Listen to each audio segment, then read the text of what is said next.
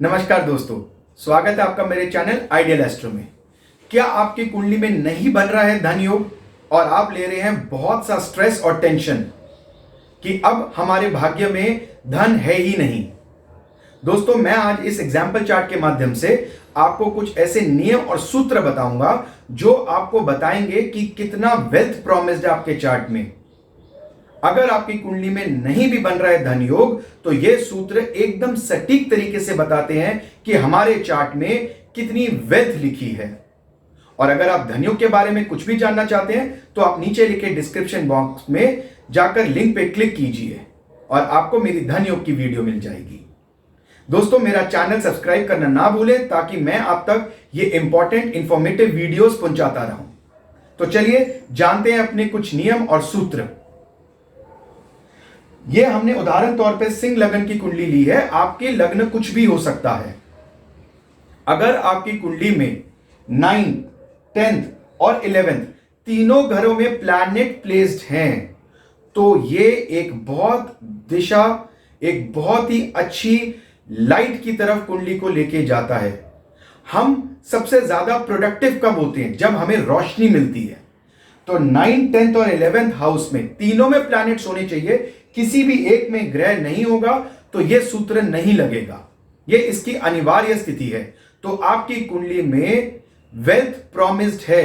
आपके एफर्ट्स, आपके कर्म एक दिशा की तरफ जा रहे हैं, आप दिशाहीन नहीं हैं। तो यह एक बहुत अच्छा सूत्र है, 9th, 10th और 11th तीनों घरों में प्लैनेट्स होना। अब जानते हैं कि कौन से ऐसे ग्रह हैं जो हमारी कुंडली में धन बताते हैं। शुक्र, बुध, शनि और राहु, ये दैत्य ग्रह, यही ग्रह आपकी कुंडली में वेल्थ प्रॉमिस्ड बताते हैं। आपकी कुंडली में धन कितना है, क्या वेटेज है इस कुंडली की धन के माध्यम से, वेल्थ के माध्यम से, तो ये 4 ग्रह बताएंगे। हालांकि बुध जो है वो एक देव ग्रह माने जाते हैं, लेकिन उनकी मित्रता शनि और शुक्र से अधिक है। इसलिए शुक्र, बुध, शनि और राहु, राहु का काम है मल्टीप्लाई करना, ये आपकी चार्ट में बताएंगे। हर किसी के चार्ट में यही बताएंगे कि वेल्थ कितनी प्रॉमिस्ड है। 5 मिनट के लिए आप बाकी एस्पेक्ट्स को भूल जाएं। नेचर कैसी है, मैरिड लाइफ कैसी रहेगी, लेकिन वेल्थ के बारे में बात करेंगे तो ये 4 ग्रह। अगर दोस्तों ये 4 ग्रह में से कोई ग्रह 9th, 10th और 11th में प्लेस्ड हो जाएं तो मान लीजिए फिर तो आपकी कुंडली में इमेंस वेल्थ है, बहुत अधिक वेल्थ है।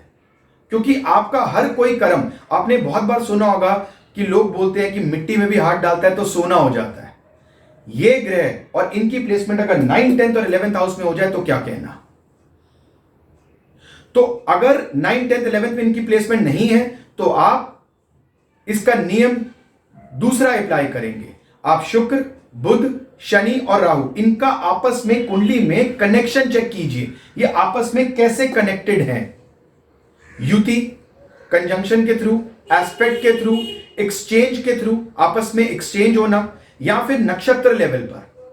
जितना क्लोज इनका कनेक्शन होगा उतना अच्छा है आपके लिए। अगर आपको इनका कनेक्शन नहीं मिलता तो आप इंडिविजुअली इन्हें चार्ट में चेक कीजिए।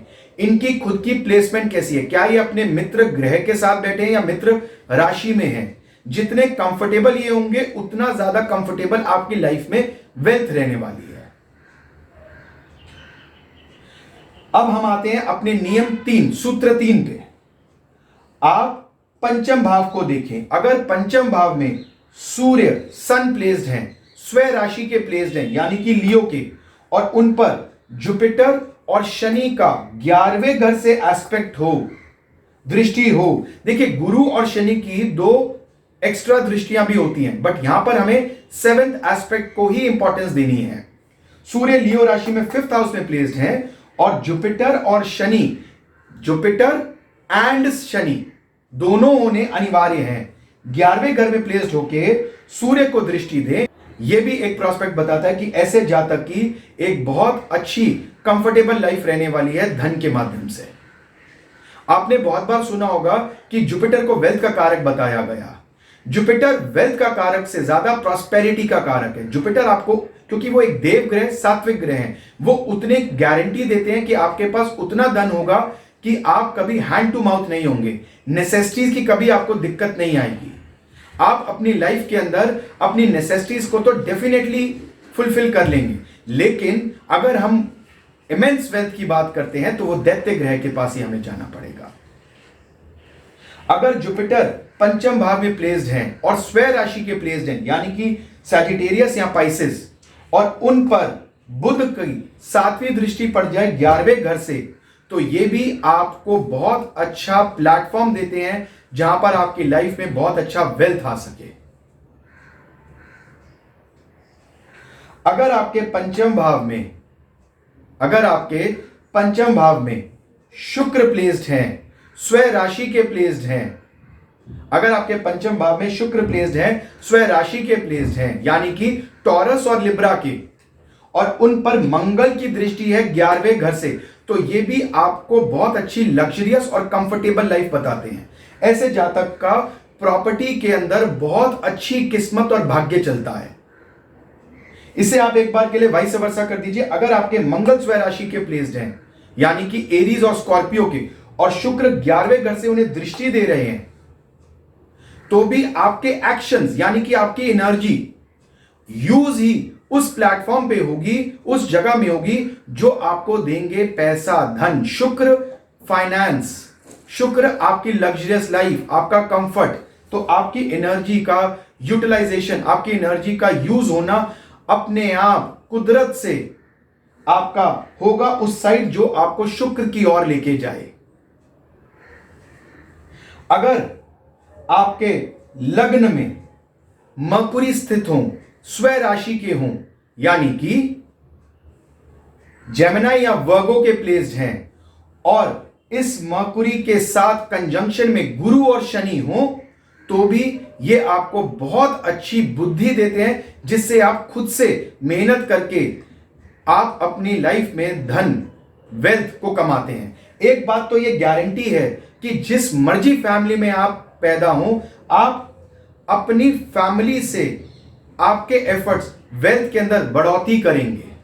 आप कितने भी अच्छे घर में हो या कितने भी कैसे भी घर में हो, आप अपने फादर से या अपने इंसिस्टर से ज्यादा पैसा कमाएंगे अगर बुध, गुरु और शनि की युति लग्न में हो, और बुध खास करके स्वय राशि के हों, यानी कि जेमिनी और वर्गो के। अगर जुपिटर आपके पंचम भाव में प्लेस्ड हैं, स्वय राशि के हैं, यानी कि सैजिटेरियस या पाइसेस के, और इन पर बुध यानी कि मरकुरी की दृष्टि पड़ रही हो सप्तम एस्पेक्ट 11वें घर से, तो भी ये आपको एक बहुत